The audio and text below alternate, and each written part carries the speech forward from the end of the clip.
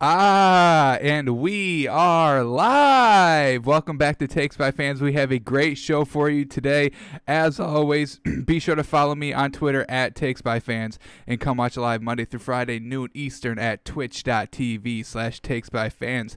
Man, well, we got the Game 7 that we kind of all deserve, I think, right? After the whole COVID situation, missing basketball for about 150-something days, and then those seeding games were all right. We got a couple of big performances, but then we got a couple of Game 7s here in the Western Conference, and the first one tipped off last night with the Jazz and Nuggets. And man, that's the game that is. That's a Game 7. That's these players putting it on the line, games 1 through 6, putting up big points, and then just being exhausted by the time that 7th game comes. It was a bit of a struggle for both teams, but it came right down to the wire, and some big plays, some not some good plays by the Jazz and Donovan Mitchell, but some good plays by Murray. So we'll get into that. And we'll get into Celtics-Raptors Game 2. Went exactly how I thought it was. We hit our moneymaker yesterday, y'all. 2 for 2 on the day. Celtics plus 1.5. Check.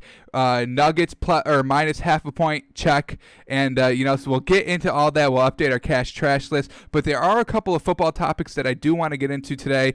The first one is going to be a quote that you will see probably for the rest of the year. And if the man does get COVID, man, the media will have a field day with this quote. So this is Kirk Cousins on the coronavirus. This is what he said. I want to respect what other people's concerns are. Great. Correct. We all have our own opinions, our own beliefs, and we do want to try our best to accommodate everybody around us on their opinions and what they respect and what they believe as well. You don't want to just go and instantly be an asshole. So first line, great. Then there's some ... So there's some other things said in here that we aren't being told. Not important enough to post in the quote. I get it. He said, if I get it, I'm going to write it out. All right, that's his opinion. That's his belief. I mean, we've seen a lot of. Is the coronavirus deadly? Yes, it's killed. What is it? Like 140,000 people in the United States. That is a lot of people. But in the grand scope of the entire U.S., 350 million, it's not that much. Yes, every death matters. Yes, these are lies we're talking about. I get it. So if I get it, I'm going to write it out. ... Once again, the ... dots there. Survival of the fittest kind of approach. All right. Maybe the wording is the wording here, survival of the fittest. That's really what people are clinging on to.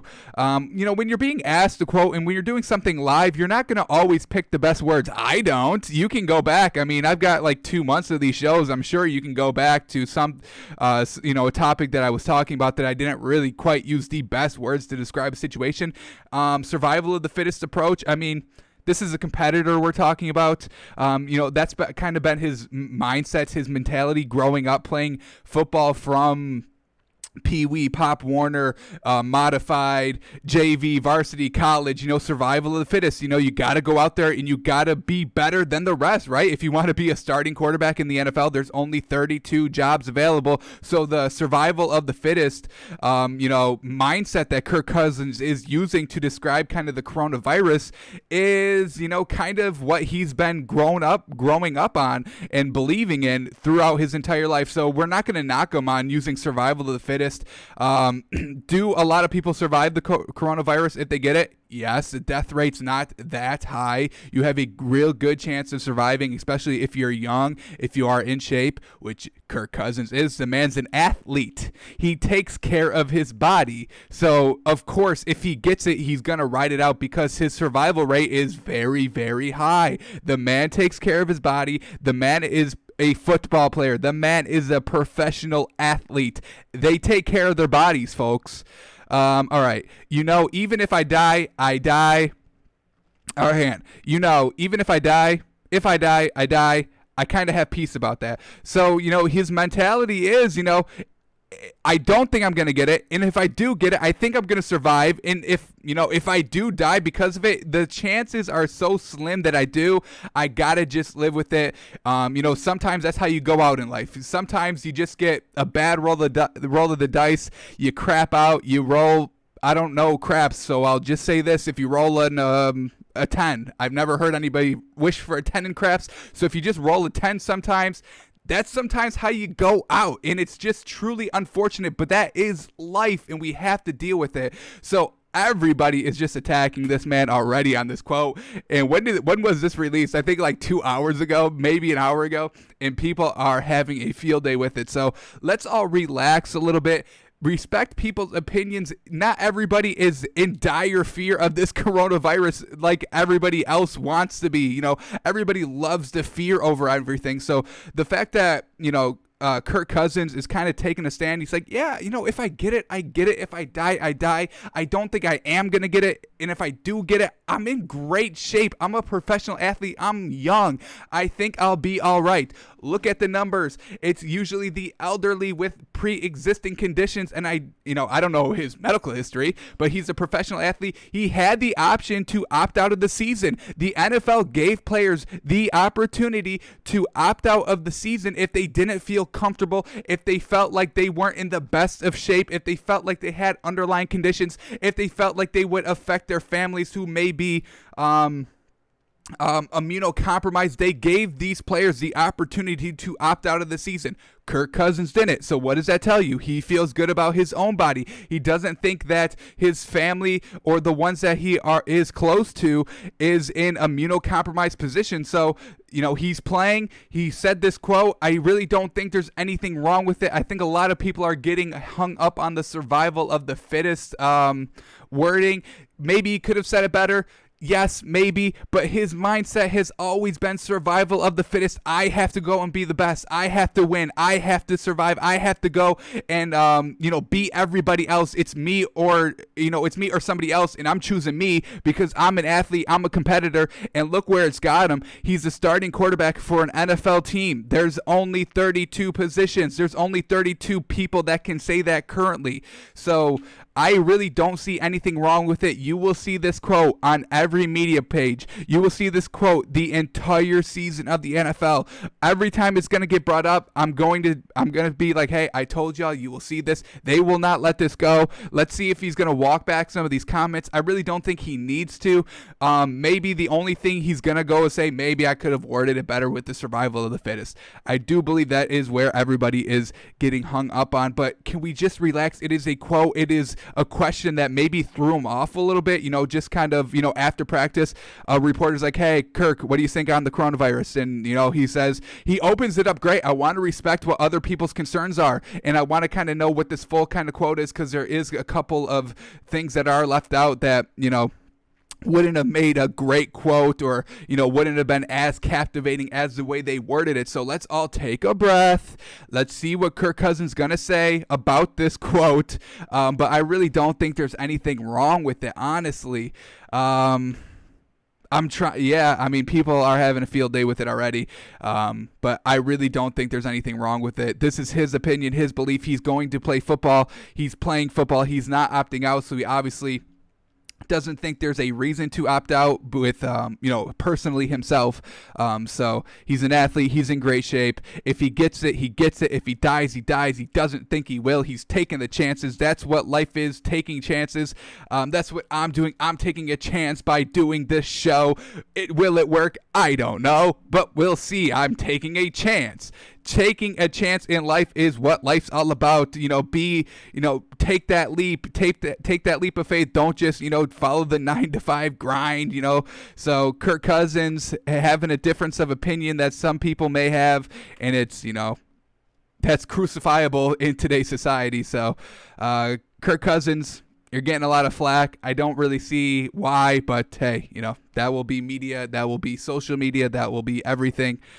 People love to nitpick every single word, and when most things that people see on TV are scripted, so when someone goes off the top like that, they love to attack them. So I stand with Kirk Cousins. I think this is a fine quote. I really do not see anything wrong with it, but obviously, people have their opinion, so we respect it. All right, let's move on to a little bit of a happier topic, right? I forgot to talk about this. This was a couple days ago, maybe 2 days ago. I forgot to talk about it on the show, and I do want to get to it. So this is a quote. Bill Belichick on Cam Newton. Nobody works harder than Cam Newton, and I love it. I love this quote, man. Cam Newton winning over Bill Belichick. When Cam Newton officially signed with the Patriots, I really didn't think Newton and Belichick would really see eye to eye. I thought they would kind of clash a little bit. Newton does have a little bit of a tendency to kind of be a little bit.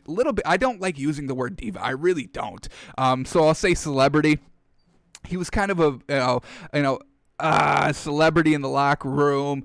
All the outfits, the big personality. That was never Tom. Was it because Bill Belichick wasn't allowing that to be Tom, or that just wasn't Tom in general? So with Cam Newton coming in, it was going to be a big kind of 180 from Brady to Newton than Belichick would see. So, I was a little weary but Cam Newton, he was very humble in those opening quotes. We talked about what he was talking about early on when he signed. He's all business. He's here to prove himself. Nobody else would give him a chance except the Patriots. So now that Bill Belichick is saying that nobody works harder than Cam, oh boy, that's such a great sign. Cam's so humble. He's working his ass off, trying to prove everybody wrong. I think Bill Belichick appreciates a little bit. Bill Belichick obviously wants a very good quarterback to kind of prove that, to everybody else that, Bill was responsible for all those championships and all that success that the Patriots have, even with Tom Brady on the field. So Bill Belichick wants Cam to work. He wants to take a quarterback that was kind of thrown out of the league, nobody else would take a chance on, mold him, have Cam Newton have success. So Bill Belichick looks like the genius and gets all the credit for those Patriots years with Tom Brady, because that is a big headline going into the season. Was it Tom Brady or was it Bill Belichick?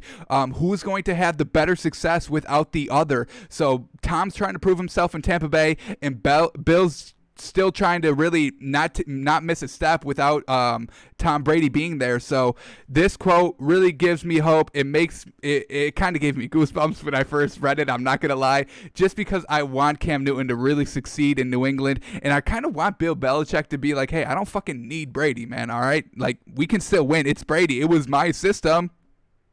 You giving credit for the quarterback in my system that I designed, that I was the head coach. I saw over 54 other players. Y'all giving one player credit for what I did when I was overseeing an entire team? Offensive coordinator, defensive coordinator, all the players, all the roster cuts, all the signings. That's me. That's me. This entire team is me. Robert Kraft gave me the keys, and I drove that Ferrari all around town, winning championships. You're going to give credit to the quarterback? No. We're not doing this here. So Bill Belichick talking up Cam Newton. I love it. I cannot wait for it. I really think Cam Newton's going to succeed very, very highly. He's going to get back to his MVP days. I would bet on it, man. So the Patriots, Bill Belichick, loving Cam Newton. I love it. He loves it. And of course he's going to start, man. Don't give me that. Oh no, Brian Hoyer's going to start. Oh no, Stidham's, what? Stidham? What do we talk about here, man? This is Cam Newton. Super Bowl MVP, Super Bowl NFL MVP, Super Bowl participant, and this man deserves a little bit more respect than we're giving him. So let's all let's all buy into what Bill Belichick is saying here. Nobody works harder than Cam Newton does, and stick with that because I like it, right? All right, the rings for the Chiefs. Yes. Oh my God, they're looking beautiful. They are looking beautiful. So this is what we got. Look at that, man. Look at that. Crisp, clean. It's bright. It stands out. That gold and that red. Oh my God. A lot of diamonds for different reasons. We got symbolizing 2 Super Bowl victories. All right, whatever. 60 diamonds around the arrowhead to represent the 60 seasons of the franchise, blah, blah, blah. Just a lot of diamonds to represent different things, but I mean, this is looking clean, y'all. This is really clean. Damn, I wish I had one. Chiefs, give me one, please. I want one.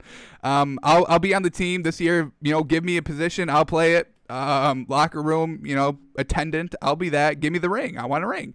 Then you get the names on the side. 69-19.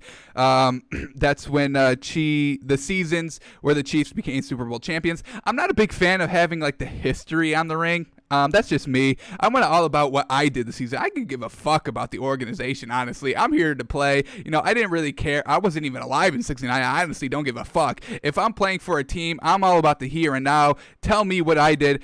So I'm not a big fan of the 69 and the 19. All I care about is the 19. Make this a little bit bigger, right? The be great, that's the motto. 142.2, the record decibel rating, making Arrowhead Stadium the loudest in the world. I really do think that. I think that's a great touch, putting that in there. Why not celebrate that? That is a huge advantage for home field. And, the Chiefs got some great fans setting the record for decibels. Well done. Making it loud, making it hard for teams to adjust. I love it. Then you got the players' numbers and the players' rings. Obviously, everybody's ring isn't going to say Mahomes, right? That'd be a little funny if it did. I mean, they would kind of deserve it, right? Mahomes is kind of the main reason why they all won rings. So, if everybody just had to go walking around with Mahomes and his number on the rings, that'd be a little funny. All right, on the other side, we got the Chiefs Kingdom.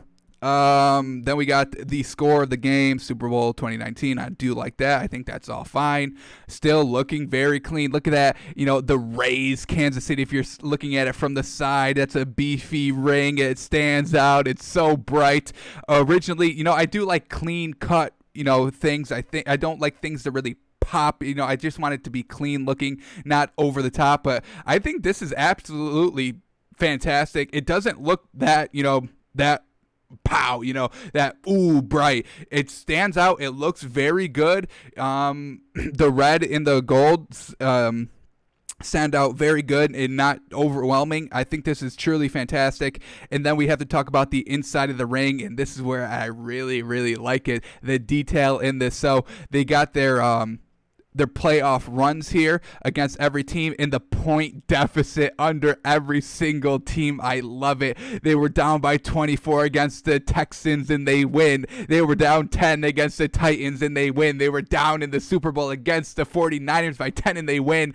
I love this detail inside the ring, so it's all flash on the inside, but it's all business it's all flash on the outside. It's all business on the inside. Hey, you think this is cool? Look at what we did to actually get here. You see all those deficits down there? Oh yeah, let me put this back on though and bling it out. Really gleaming on the ring. I truly love it. Ton of diamonds, ton of sparkle, ton of flash, and just the right enough, just the right enough of pop. I don't know how to word it. Just the perfect amount of pop with the red and yellow. Truly amazing. Great ring, and I'm a little jealous. I would like to try and buy a knockoff of the ring. I would like to try and do that if they do that. I don't know if they do. I would love a real ring, but I will never get one. So if I can find a knockoff somewhere, I would definitely rock this ring. Why not, right? Truly great looking ring. And I'm jealous, but well done to the Chiefs, well deserved, and a fantastic looking ring. All right, we got two more football topics we got to cover that just came out. This is Aaron Rodgers on mentoring backup quarterbacks. Remember when Brett Favre, he was the quarterback for the Packers. They brought in Aaron Rodgers.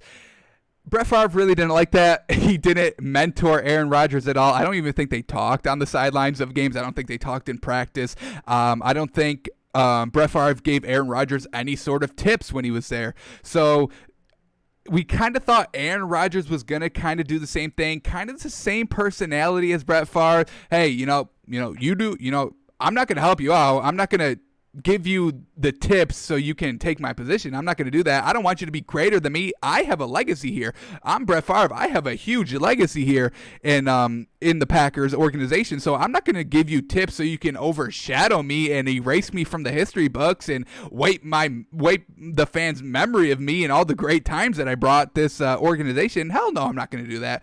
So I really thought Aaron Rodgers was kind of do the same thing. He kind of does have the same attitude. But hey, this is what he says. Part of your legacy is how you treat your teammates. I want kinship, not animosity. So it looks like he's going to kind of tutor Jordan Love a little bit. Now, is this him being a good guy, or is this him saying Jordan Love has no shot in the league? Yeah, I'll fucking tell him whatever he wants.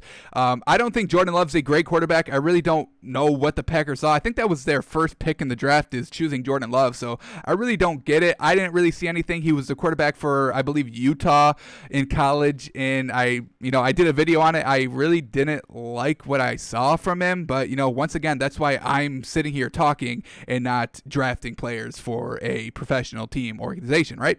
But Aaron Rodgers, he's gonna kind of be friendly to Jordan Love. This isn't really this isn't definitely saying us that he's going to mentor and tutor and really work with Jordan Love. This is just how you treat your teammates. So it's not like he's going to be an asshole to him like Brett Favre was. He'll be like, hey, how's it going? How's the family? All right. That's it. Oh, yeah, good pass. Yep. Oh, great pass. Yeah, very good. Well done. Yeah. Yep. He's not giving him any tips. Hey, on this route, you want to throw here because, the safety is going to be looking here. Or, you got to be really loud. He's not going to teach Aaron Rodgers isn't going to teach Jordan Love that signature Aaron Rodgers height real quick to draw him off sides for the free play. He won't teach him any of that. I can guarantee you. That's a Aaron Rodgers staple that he will not be passing out in Jordan Love. I can guarantee it. So, he's going to be kindly. He's going to be friendly with Jordan Love. But, he's not going to be an asshole. He's going to, just like how you would treat your coworker. If you have if you're kind of in the running for a promotion with another guy, you're not going to tell him your secrets. If you're a sales guy, you're not going to tell him your sales technique, your sales secret. You're just going to, be friendly with them in the office. Oh, how's it going? How'd that sale go? Oh, it went well. Oh, great. How's the family? How was the movie that you told me that you went to saw yesterday? That's all I think this quote's really meaning. It's not really on the mentoring backup of quarterbacks. So don't expect Aaron Rodgers to spill all the secrets to Jordan Love. Just, hey, how's it going? Hey, I got you a Gatorade from the vending machine. Here, take it. That's all I expect really from this quote. It's really not saying, yeah, I'm going to mentor. I'm going to really dig down and have him pick my brain. I don't really get that from the quote, but that's kind of how they're marketing the quote, the tweet. You see the Twitter account BR Gridiron. Aaron Rodgers is taking the time to mentor Jordan Love. I don't really get that from the quote. Maybe there's more to it. We see some dots there, something that we're kind of not being told. But I think they would have said it in the quote if it was something that serious. But I really don't see it happening that way. And the final thing we have to talk about today, Alvin Kamara, there was a little bit of confusion if he wanted to trade, if he actually wanted to be a Saint because he was holding out on practice. Alvin Kamara said, no, I don't want to be traded. This has nothing to do with contract negotiations or anything. And then the Saints came out and were like, no, we're going to trade him. And Alvin Kamara was like, hey, what? Hey, what? I thought we were talking, we were negotiating. He's said multiple times that, I don't want Christian McCaffrey money. I don't want anything like that. I do want to be a little respected because I am the dual threat that, the Saints team really needs. I'm a great running back and catcher out of the backfield. So, I do want a little respect about my money, but I still want to be a Saint for life. I don't want to leave.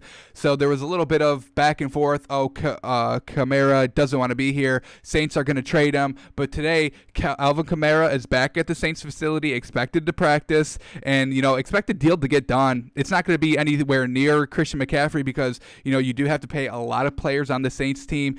Cameron Jordan, Michael Thomas, you've got fucking Drew Brees. So there's not a lot of money to go around on this team just quite yet. So Alvin Kamara pretty much going to be a Saint. He's not going to get traded. That was kind of a story to kind of put fear into Alvin Kamara to come back to training camp. There's 8 days left till the NFL season begins, so get your ass back to practice. We haven't had any preseason games. We're kind of going on the fly here, so you need to get your ass to practice. That's kind of why the story broke, that the Saints were going to trade Alvin Kamara. So he's back at practice today. Expect a deal to kind of get done. I expect a deal to get done before the season starts, possibly even by today if he's here. A decent money, not Christian McCaffrey money, not the top paid running back in the NFL, but decently. He probably may get the same contract or a little less than what Derrick Henry has because they did have to pay Ryan Tannehill. They paid, I think, I think Derrick Henry got like 60 million, 4 years, 60 million. So Alvin Kamara may get somewhere close to that, maybe a little less, 4 year 55, 4 year 50, but 50 to 60, I think what Alvin Kamara is going to get. So we'll keep an eye on that as this develops, but he will be a Saint. Don't worry, Saints fans. You have no worries that Alvin Kamara is leaving. He will be a Saint. They need him. They want him. He wants to be there. Just a little bit of confusion, I would say, and some stories getting leaked to try and get the other side to come closer to what they want in the deal. So that is all the NFL we'll talk about today. A couple of good stories there, but we have